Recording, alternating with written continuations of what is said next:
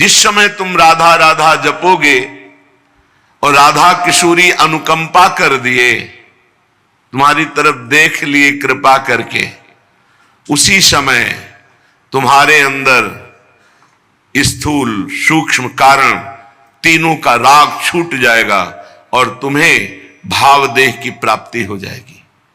दिव्य भाव देह जिसका कभी विनाश नहीं होना, जिसमें नव किशोर अवस्था सदैव रहती है और जो चिदानंद है, अपार आनंद, मोक्ष से भी अनंत गुना बढ़ करके भाव देह को प्राप्त महापुरुष को आनंद है। तभी वो दीयमानम न ग्रहणंती बिना मत सेवनम जना, भगवान के देने पर भी वो मोक्ष स्वीकार नहीं करते, भगवत सेवा स्वीकार करते हैं।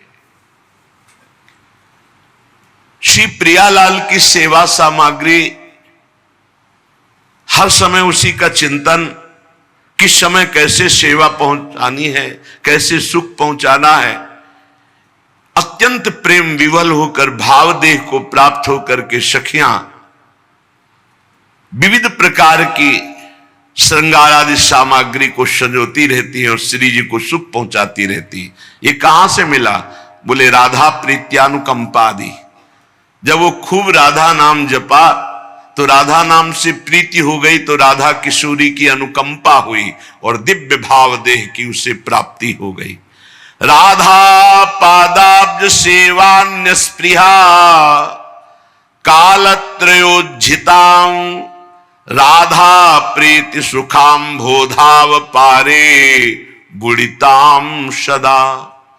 राधा राधा जिह्वा से जपती है और श्री राधा चरण कमल की सेवा में समय व्यतीत करती है।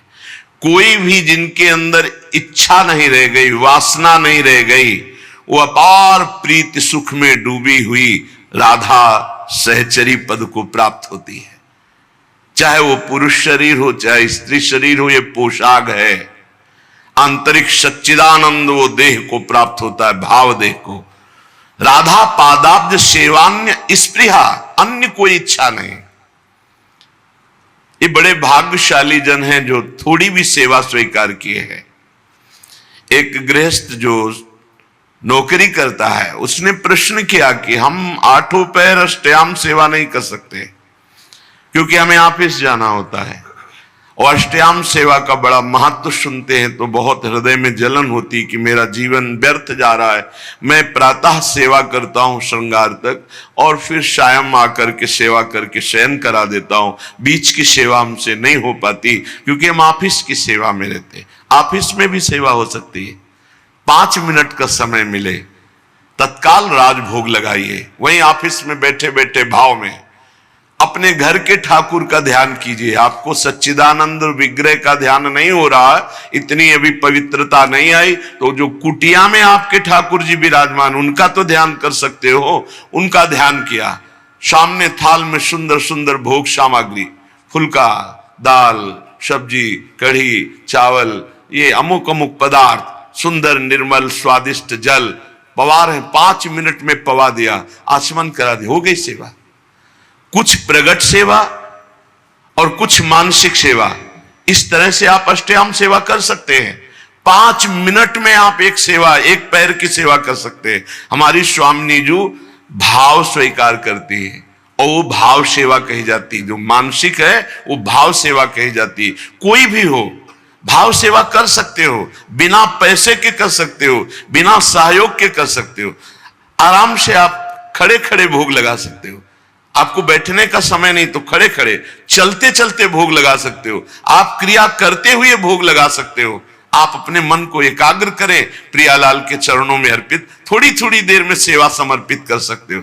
अब श्री जी को थोड़ा मीठा, लड्डू, बर्फी स्वर्ण की कटोरी में अर्पित कर रहे हैं। अपने हाथ से प्रियालाल को पवा रहे हैं। शीतल जल पिलाया, रुमाल से मुख पोंछ दिया, पान की बीटी का पवा दी। ये कितना बड़ा कार्य हो गया और ये 2 मिनट में हो गया। 1 पैसा नहीं लगा, किसी का सहयोग नहीं, कोई जान भी नहीं पाया। तो जो भगवत सेवा में शरीर से 8 पहर लगे हैं उनकी तो भाग्य की क्या सराहना। लेकिन जो गृहस्थी में है 8 पहर सेवा नहीं कर सकते हैं तो वो मानसिक कर सकते हैं। प्रातः काल से लेकर सायंकाल शयन सेवा तक जो सेवा प्रगट में हो पावे सो ठीक, नहीं तो मानसिक सेवा कर दीजिए। राधा पादाब्ज सेवा निस्पृहा, तपस्या भजन साधना करने वाले का फल मिलता है, लेकिन सेवा करने वाला स्वामी को अधीन कर लेता है, शब्द याद रखना। प्रियालाल उसके अधीन हो जाते हैं जो प्रियालाल की सेवा करता है। भजन कहते हैं सेवा को, राई के सम भजन को मानत मेरु समान, थोड़ी सी भी सेवा को हमारी लाडली जो सुमेरु पर्वत के समान मान लेती है, बड़ी करुणामयी है। और लालजू जो अधीन है ना, वो सेवा से ही अधीन है। देखो ना, राधा प्यारी तेरे नयन सलोल, तय निज भजन, तय निज भजन, कनक तन जोबन, लियो मनोहर मोल। राधा प्यारी तेरे नयन सलोल, प्यारी जू आपने ऐसी सेवा की कि लालजू को अधीन कर लिया। गान नृत्य जो भी श्रृंगार करती वो प्रीतम के लिए करती, सर्वस्व प्रीतम के लिए। तो प्रीतम अपना सर्वस्व देकर होए अधीन, संग ही संग डोले। यही हमें करना है प्रगट में और मानसिक में। मानसिक में क्या पैसा लगता है? बड़े सुंदर जूही की माला तैयार की, प्रियालाल के गले पर पधराई, बड़े सुंदर कमलों के फूल, गादी बिछा दी, एक पैसा नहीं लग रहा। बड़े सुंदर स्वर्ण से जटित चौकी, उस पर सुंदर सुंदर भोग सामग्री। मेरी युगल सरकार, भावना युगल सरकार मुस्कुराते हुए आकर विराजमान है सिंहासन, अपने हाथ से पवार है। देखो रोना ना आ जाए तो देखना, आनंद हृदय एकदम निर्मल हो जाएगा। एक पैसा नहीं लगा और महान उत्तम सेवा हो गई, निर्दोष सेवा। इसलिए सेवा सबको करनी चाहिए। बिना सेवा के शरीर पवित्र नहीं होता, बिना मानसिक सेवा के अंतःकरण पवित्र नहीं होता पूर्ण रूप से। इसलिए सेवा की भावना जरूर रखो। अगर दिन में एक बार आपने मानसिक सेवा का भाव किया, सुंदर शरबत बनाया, सुंदर चांदी की 2 गिलास है, ले गए, युगल सरकार को पवा रहे, कैसे शरबत पी ले, फिर आचमन करे, फिर मुख पोंछ दे, 2 मिनट चंवर लेकर डुला। हमारे प्रियालाल विराजमान है, कुछ नहीं, शांत बैठे हैं, चंवर चल रहा है, पंखा से हवा कर रहे हैं। 2 मिनट प्यारी जू के सामने राधा राधा नाम कीर्तन करके नाच रहे हैं, कुछ बाहर से नहीं कर रहे, ऑफिस में बैठे बैठे हो रहा है। आप इस उपासना को समझिए। उपासना भाव का क्षेत्र है। भावोत्सवेन भजताम रस काम धेनुम तम राधिका चरण रेणु महाम स्मरामि। भाव के आप खुद परिणाम देखेंगे। प्रगट सेवा और भाव की सेवा में बहुत बड़ा अंतर है। प्रगट सेवा हम कर रहे हैं, मन हमारा कहीं और है, लेकिन जब हम भाव सेवा करते तो मन को लगना ही होता है, क्योंकि बिना मन के वो सेवा होगी नहीं। उसका नाम ही मानसिक सेवा है। 5 मिनट 24 घंटे में प्रत्येक शरीरधारी को मानसिक सेवा करनी चाहिए। क्या जाता है, अपने घर के जो ठाकुर है उन्हीं पर भाव करके मानसिक सेवा कीजिए। राधा पादाब्ज सेवा न्याय स्पृहा, परिणाम क्या आया? कोई इच्छा ही नहीं रह गई, अपनी कोई इच्छा नहीं रह गई। प्रभु मानसिक सेवा को बहुत जल्दी स्वीकार करते हैं। वैसे प्रत्येक साधक की मानसिक सेवा होती ही होगी यदि प्रगट सेवा कर रहा है, क्योंकि प्रगट में उतनी सामग्री नहीं होती जितनी हमारे भाव बनते हैं। मानसिक सेवा में बहुत सुख मिलता है। जहां कोई अच्छी वस्तु, अच्छा फूल, अच्छा पत्र देखा, तत्काल सेवा शुरू हो गई। ये तो श्री जी के लायक है। भाव से तत्काल वो श्री जी तत्काल स्वीकार करती है। बाजार में जलेबी बन रही है, कृष्णदास अधिकारी जी ने देखा कितनी सुंदर जलेबी, कुरकुरी जलेबी, ये तो श्रीनाथ जी के लिए आंख मुंदी समर्पित। न जलेबी खरीदा न कुछ। उधर जब पर्दा हटाया श्री विठलनाथ गोस्वामी जी ने, तो देखा जय जय जलेबी पा रहे। तो उनका जय जय, यहां तो जलेबी बनी नहीं और बाजार का आप पाते नहीं, फिर ये कैसे? तो उनका कृष्णदास अधिकारी जी गए ना सेवा के लिए, तो बाजार में जलेबी बन रही थी, तो उन्होंने देखा और भोग लगा दिया, तो हम पा रहे हैं। डरते हुए कहा, क्योंकि पुत्र भाव है ना श्री विठलनाथ जी का, श्रीनाथ जी के, तो उनका उन्होंने भोग लगा दिया। हम जय जय आप बाजार पर क्या करें, भाव से उन्होंने भोग लगा दिया तो वो पा रहे, समझ रहे, भाव से वहां खरीदा भी नहीं, केवल भाव बन गया और श्रीनाथ जी महाराज पा रहे। ऐसे हमारी श्री जी हैं, हमारे लालजू हैं, कोई भी सेवा कर सकते हो, बिना पैसा की सेवा, बिना किसी के सहयोग की सेवा, और ये सेवा जरूर श्री जी स्वीकार करती है। राधा पादाम्बुजा दन्यत स्वप्ने पी च न जानती, यह है खास बात। श्री राधा चरणारविंद के बिना स्वप्न में भी किसी का आश्रय नहीं होना चाहिए। अगर स्वप्न भी आवे और कोई भय आवे तो उसमें राधा चरणारविंद का ही आश्रय जागृत हो तो जानो तुम्हारा जीवन धन्य हो गया। जागृत स्वप्न सुषुप्ति स्फुरत में राधा पदाब्ज छटा। चाहे हम जागृत में हो या स्वप्न में हो या सुषुप्त में हो, हम राधा चरणारविंद की ठसक में अन्य आश्रय ना आ जाए। राधा पादाम्बुजा दन्यत स्वप्ने पी च न जानती, स्वप्न में भी हम किसी अन्य का आश्रय न ले, अन्य का परिचय न जाने। तो श्री राधाजू के इस संबंध के प्रभाव से उसके हृदय में प्रेम समुद्र, राधा संबंध संधावत प्रेम सिंधोग शालिनीम, उसके हृदय में प्रेम समुद्र की अद्भुत तरंगें उठने लगती हैं। शेषा शेष महाविस्मापक कैशोर रूपिणी, क्षणे क्षणे रसास्वाद प्रोदंचत पुलकावली, जो निखिल जगत में सबका आश्रय छोड़ करके एकमात्र आराध्य देव चरणों का आश्रय ले लेता है, महाआश्चर्य में उसका जीवन बदल जाता है। शरणागति एक बड़ा गुप्त रहस्य है और इसका एक विचित्र प्रभाव है। कह रहे हैं जैसे कोई महाधनी किसी को गोद में ले लेता है तो बिना कमाए वो अरबपति हो जाता है, क्योंकि गोद में ले लिया गया। ठीक शरणागति गोदनामा है। जब कोई सच्चा समर्पित शिष्य होकर गुरु के चरणों का आश्रय ले लेता है तो गुरु की सारी भागवतिक संपदा का अधिकारी हो जाता है। जैसे गोदनामा, यद्यपि बड़ी दुर्लभ, बड़ी तपस्या, बड़ी कठिनता से गुरुदेव ने उस वस्तु को हासिल किया, पर जब शिष्य सच्चे भाव से शरणागत हो जाता है तो उसको वो कष्ट नहीं सहना पड़ता। वो संपत्ति का अधिकारी ऐसे हो जाता है जैसे गोदनामे में संपत्ति का अधिकारी बिना कमाए हो गया।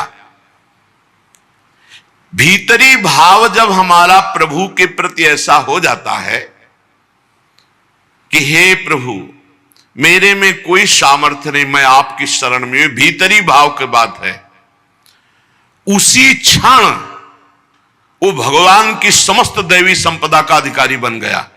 सारे पाप नष्ट हो गए, वो निर्भय हो गया, निशंक हो गया, निशोक हो गया, निश्चिंत हो गया। कोई चिंता नहीं, कोई शोक नहीं, कोई भय नहीं। जो जाको शरणों गहे ता कहता की लाज, उल्टे जल मछली चले बहो जात गजराज। बड़ी प्रबल जल की धारा जो हाथी को भी बहा दे तो मछली जल का आश्रय लिए वो मछली उसी उल्टी धारा में चढ़ जाएगी, उसका रोक नहीं होगा। बोले ऐसे ही कोई चाहे जितना समर्थ हो, भगवान की शरण में हो गया तो जो दुरंत माया है वो उसको पार कर जाएगा। मामे वे प्रपद्यन्ते माया में ताम तरंतिते। छोटी सी मछली बड़े वेग वाले जल प्रवाह को चीरती हुई सीधा उल्टा चढ़ जाएगी, लेकिन उसी के सामने गजराज बहकर जाएगा। गजराज को बहा देगी लेकिन छोटी सी मछली को नहीं। क्यों? क्योंकि मछली जल से प्यार करती, मछली जल में है, वो उसका जीवन है। ऐसे जिसका जीवन भगवान है, जिसने अपने जीवन को भगवान की शरण में, तो दैवी हेषा गुणमयी मम माया दुरत्या, बड़े बड़ों को बहा दे, दैवी हिसा गुणमयी मम माया दुरत्या शिव विरंचिका मोहई को है बपुरान। लेकिन वो तृणादपि सुनी चेन स्वभाव वाला साधक ऐसे चीरता हुआ माया को चला जाएगा, जैसे हाथी बह जाता है पर मछली छोटी सी उस प्रबल धारा को चीरती हुई आगे बढ़ जाती है। भगवान की शरण होने पर भक्त के लिए माया हर द्वार खोल देती है, निकल जाओ, परम स्वतंत्रता दे देती है। भक्त को कहीं भी चिंता नहीं होती, कैसे निर्वाह होगा, मरने के बाद हमारा कल्याण होगा कि नहीं, परिवार का पालन होगा कि नहीं, ये होगा कि नहीं, वो होगा कि नहीं, ये सब चिंताएं खत्म हो जाती। भगवान है चिंता दीन दयाल को मोह मन सदा आनंद, जायो सो प्रतिपाल सी रामदास गोविंद। जिसने शरण में लिया है, जिसने अपनाया है, वो वही पार करेगा। मेरे मन में तो सदा आनंद बना रहता है। मेरी चिंता दीनदयाल को है, मैं अपनी चिंता नहीं करता। मोह मन सदा आनंद, मेरा मन तो अब आनंदित रहता है क्योंकि दीनदयाल प्रभु मेरे स्वामी हैं। भगवान के समान कोई सृष्टि में नहीं है, फिर हम किसका आश्रय लें? और जो ये बात नहीं समझते वही परेशान हो रहे हैं। ना त्वत्समोस त्यविदिका, तुमसे अधिक कौन हो सकता है जब समान नहीं कोई। त्रिलोकी में भगवान के समान केवल भगवान ही है, तो भगवान से फिर अधिक जब अधिका, आपसे अधिक कौन हो सकता है। इसलिए जो चतुर भाग्यशाली है मनुष्य, वो भगवान की शरण में हो जाते हैं। क्या बाकी रह जाएगा जब भगवान आपके पक्ष में है? मुफ्त में कल्याण हो जाएगा। अरे कुछ नहीं करना, कल्याण के लिए कुछ नहीं करना। प्रेम के लिए हम नाम जप करते हैं, कल्याण के लिए कुछ नहीं करना, केवल भगवान के आश्रित हो जाना है। भगवान का आश्रय नहीं हम ले पा रहे, इसीलिए हमको इस साधन में लगाया जा रहा है कि असाधन छोड़ो, राग छोड़ो। नहीं, कुछ नहीं करना, आप सच्चे मान लो, जैसे हो वैसे भगवान को प्राप्त हो जाओगे। केवल शरणागति अंदर से स्वीकार कर ले। पर शरणागति का रहस्य समझना है। मेरे में कोई बल नहीं है, मेरे प्रभु ही मेरा बल है। और जब हम प्रभु का आश्रय लेते तो स्वाभाविक चिंतन प्रभु का चलता है। जीत गए, मुफ्त में कल्याण हो गया और भगवान का साथ निरंतर मिलेगा। ये साधक को कल्याण क्यों कठिन लगता है, भगवत प्राप्ति क्यों कठिन लगती है? बहुत ध्यान से सुनना, बड़ी मस्ती का मार्ग है शरणागति। इसमें बाधक है अहंकार, अभिमान। मेरा कुछ है और मैं कुछ हूं, ये चीज भगवत शरणागति नहीं होने देती। केवल बातें शरणागति की होती हैं। मेरा कुछ है और मैं कुछ हूं। अच्छा, मैं कुछ हूं क्या हो? आप सोचो तुम क्या कर सकते हो?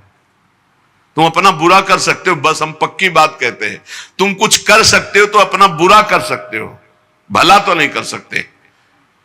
अगर तुम्हारा भला होगा तो तुम्हारे पीछे किसी का हाथ होगा, या तो किसी महापुरुष का और या भगवान की करुणा का, कृपा का। अन्यथा तुम कुछ भी कर सकते हो तो अपना बुरा कर सकते हो। क्या? वैभव बढ़ा सकते हो, मान प्रतिष्ठा, ये सब आपका बुरा ही होगा। भगवत प्राप्ति के मार्ग में तुम्हारे को ढकने के लिए अहंकार बढ़ता चला जाएगा। मैं कुछ हूं, मेरा कुछ है, यही शरणागति नहीं होने दे रहा। शरणागति पूर्ण भगवत प्राप्ति है। मैं कुछ हूं, मेरा कुछ है, यही शरणागति नहीं होने दे रहा। मैं कुछ कर सकता हूं, इस बात का अभिमान बाधक है। धन्य है वो उपासक जो गुरु की शरणागति से अभिमान का नाश कर दिया। अभिमान रहित तो होकर जब भगवान की शरण में जाता है तो जैसे नींद अपने आप आ जाती है। नींद लेने के लिए कोई परिश्रम नहीं करना पड़ता। ऐसे ही भगवान की शरणागति होते ही परमानंद के लिए कोई परिश्रम नहीं करना पड़ता। जैसे यहां कह रहे नींद लेने के लिए परिश्रम नहीं, ऐसे समाधि या भगवत भाव में डूबने के लिए कोई श्रम परिश्रम नहीं, अपने आप आगे समझ जाओगे जब शरणागत हो जाओगे। स्वाभाविक निश्चिंतता आ जाती है, निर्भयता आ जाती है, उसको कुछ करना नहीं पड़ता। इससे बढ़िया शास्त्रों में और कोई साधन नहीं, सर्वोपरि साधन शरणागत का। हमारी चिंता भगवान करे, हम क्यों करें? हमारा तो काम है केवल भगवत शरणागत, भगवत चिंतन। जैसे छोटा सा बालक निश्चिंत खेलता रहता है, जहां मन आया वहां जैसे क्रिया, जैसा ये चिंता मां को करनी है कि उसका मल साफ करना है, उसको पवाना है भोजन, उसको कपड़ा पहनाना है, उसको, ये मां की चिंता है। ऐसे ही मेरे प्रभु की चिंता है कि इसे निर्मल बनाना है, इसे उच्च साधन देना है, इसे, बस हम तो शरणागत हैं, अंदर की बात। लेकिन एक बात ध्यान रखना, अगर सयाने बन करके कपड़ा में लघुशंका कर दोगे तो थप्पड़ भी लगेगा। छोटा बालक मां की गोद में लघुशंका कर देता है तो दुलार करती है, लघुशंका कर दिया। अगर बड़ा कर दे तो थप्पड़ मार, तुझे तमीज नहीं कि बाथरूम कहां है, यहां कर दिया। हम ये छोटे बालक की हो रही असमर्थ जो भगवान की शरण में, और अपने को जो मैं कुछ हूं और मेरा कुछ है, ये सयाने हैं, थप्पड़ियाए जाएंगे। अगर अधर्म आचरण, शास्त्र विरुद्ध आचरण, तो फिर ये नहीं होगा कि मैं शरणागत हूं, मैं निश्चिंत हूं, ऐसा नहीं होगा। नहीं, तय बालक नहीं भरे सयान, काहे कृष्ण भजत नहीं नीके, फिर छड़ी चलेगी, फिर पिटाई हो जाएगी। छोटा तृणादपि सुनी चैन, छोटा बल जाए बहुत आनंद है। पिता को घाटा हुआ कि मुनाफा हुआ, छोटे बालक पर कोई प्रभाव नहीं, समय पे उसको दूध मिलेगा, समय पे भोजन मिलेगा। बिल्कुल ऐसे शरणागत का निर्वाह करो, सदा तिन कह रखवारी, जिम बालक राखे महतारी। बालक बनना कठिन है, बहुत चतुर सयाने हैं लोग। शरणागति को गीताजू सर्वोपरि बता रही है। सर्वधर्मान परित्यज्य मामेकम शरणं व्रज, अहम त्वाम सर्व पापेभ्यो मोक्षयिष्यामि मा शुचा। भगवान केवल चाह रहे कि आप भगवान में मन को समर्पित करने की भावना बनाइए, समर्पित तो वो कर लेंगे। भगवान को मन अर्पण करना है, ये सबसे बड़ा धन है श्वास। जो श्वास में भगवान का सुमिरन करते हैं वो सबसे बड़ा दानी है। राधा राधा राधा, इसी से मन अर्पित हो जाएगा। प्राण मन, ये इनका बहुत बड़ा संबंध है। मन अर्पित कर दो तो प्राण सूक्ष्म हो जाएंगे, अर्पित हो जाएंगे, और प्राण अर्पित कर दो तो मन सूक्ष्म होकर के अर्पित हो जाएगा। इसलिए मदगत प्राणा भगवान ने कहा है। तो ये श्वास प्रश्वास जो आज आ रही, इसमें नाम जप करोगे ना तो तुम्हारे प्राण समर्पित हो जाएंगे, मन समर्पित हो जाएंगे। जब मन समर्पित हो जाता है तो शरीर भी भगवत समर्पित हो जाता है, क्योंकि मन के संकल्प विकल्प से ही शरीर चलता है।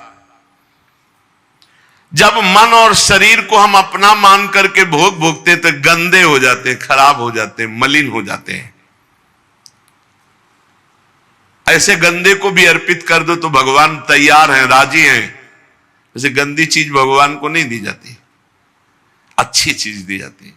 पर हम गंदे हैं, हमारा शरीर गंदा, मन गंदा हो गया है। हम जो तात्पर्य है वो अंतःकरण तदात्मता से है।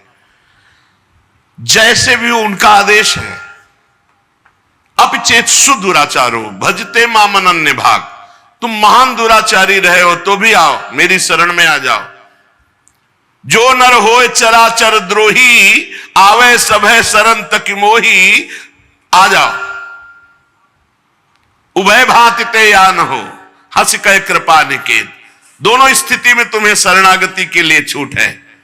यदि पवित्र भाव से आ रहे हो तो, यदि छली कपटी पापी हो तो भी तुम्हारे लिए आओ। रखियो ताई प्राण की नाई, तुम्हें प्राण की तरह मैं रखूं। मेरे भगवान का वचन याद कर लो, जो सभी आवा सरनाई, रखियो ताहि प्राण की नाई। मेरी बात मान जाओ और साधनों के पचड़े में मत पड़ो। साधनों का फल होता है शरणागति, सीधा भगवान। श्री भगवान को मन दे दो। बहुत कठिन है, मन नहीं दे सकते, रुपया दे सकते, मिठाई पवा सकते हैं, सब मन नहीं दे। मन दे दिया तो फिर हमारा क्या रह गया? क्योंकि इसी मन से तो सब भोग भोग रहे हैं और यही हमारे जन्म मरण और दुर्गति का कारण है महाराज। तो बोले यही तो सुधारना है। जिसको अपनी दुर्गति से बचना है तो मन दे दो प्रभु को।